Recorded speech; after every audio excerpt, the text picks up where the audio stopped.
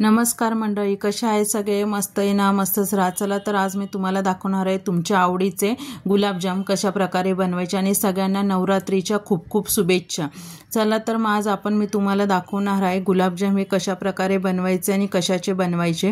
तुम्हाला ही रेसिपी आवडल्यास नक्कीच लाईक करा, शेअर करा, सबस्क्राईब करा आणि आपल्या चॅनलला सबस्क्राईब करायचं विसरू नका. आणि तुमचा असाच सपोर्ट राहू द्या. तुमच्या ह्या सपोर्टनेच मी पुढे जाणार आहे आणि तुमच्यासाठी छान छान रेसिपी घेऊन येणार आहे.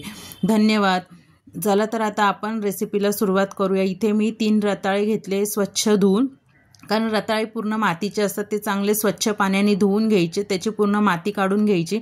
आणि हे रताळे मी आता इथे कापून घेतलेले आहेत, म्हणजे कसं आतून खराब आहेत का नाही हे चेक करायला. त्याच्यामुळे मग आता इथे मी रताळे हे कापून घेतलेले आहेत. बघा आता हे मी 3 रताळे घेतलेले आहेत मोठे. आता हे रताळे आपण उकडवून घेऊया. जर तुमच्याकडे इडलीचं भांडं असेल ना, त्याच्यात पाणी ठेवायचं आहे. ते पाणी गरम झालं की मग त्याच्यावरती डिश ठेवून त्याच्यावर रताळे ठेवायचं. डायरेक्ट रताळे पाण्यामध्ये शिजवायचे नाही आहेत. जर पाण्यामध्ये रताळे शिजवले की त्याच्यामध्ये पूर्ण पाणी जाऊन ते असे पाण्यासारखे होतील. त्याच्यामुळे रताळे अशा प्रकारे शिजवायचे नाहीत. हे आता मी तुम्हाला दाखवते तसेच रताळे शिजवून घ्यायचे, उकडवून घ्यायचे आहेत फक्त वाफेवर 10 ते 12 मिनटात ते रताळे शिजवून होतात. बघा, आणि जास्त पण रताळे शिजवायचे नाही आहेत. रताळे जर जास्त शिजली तर आपली पुढची प्रोसेस पूर्णपणे बिघडून जाईल. आता मी 10 ते 12 मिनटं शिजवून घेते. बघा मी तुम्हाला इथे दाखवते. आता आपले इथे 10 ते 12 मिनटं झालेले आहेत. बघा आता आपले इथे रताळे उकडवून झाले, फक्त वाफेवरच उकडलेले आहेत ते पाण्याच्या. डायरेक्ट तुम्ही त्याच्यात पाणी टाकून उकडवून घेऊ. अशा प्रकारे आपण हे उकडवून घ्यायचे आहेत रताळे. आपले हे रताळे आता इथे उकडवून झाले. थंड झाल्यावर त्याची साल काढून घ्यायची. रताळ्यांची साल चांगली पूर्ण रताळ्याची साल काढून घ्यायची आहे. बघा आता इथे माझ्या सगळ्या रताळ्यांची साल काढून झालेली आहे.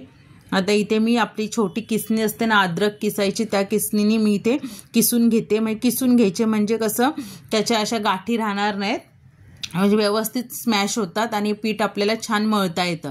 त्याच्यामुळे किसणीने कसं बारीक पण पडतो, त्याच्यामुळे असं किसणीनेच किसून घ्यायचं. आता हे माझं इथे किसणीने किसून झालेलं आहे. याच्यामध्ये आता मी मिल्क पावडर ॲड करणार आहे. 1 वाटी मिल्क पावडर. आणि मिल्क पावडर जास्त झाली तरी काही प्रॉब्लेम नाही आहे.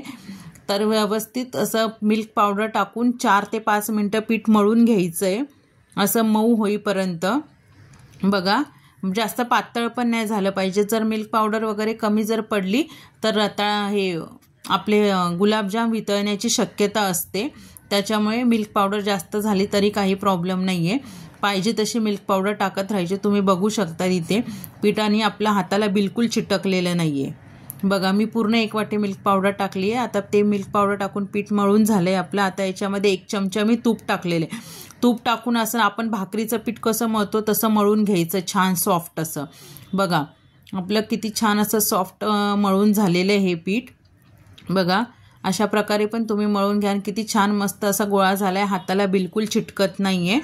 अशा प्रकारे मळून घ्यायचं. आता इथे आपण एका साईडला साखरेचा पाक करून घेऊया. इथे मी 2 वाटी साखर घेतले, तेवढंच 2 वाटी पाणी घ्यायचं आहे.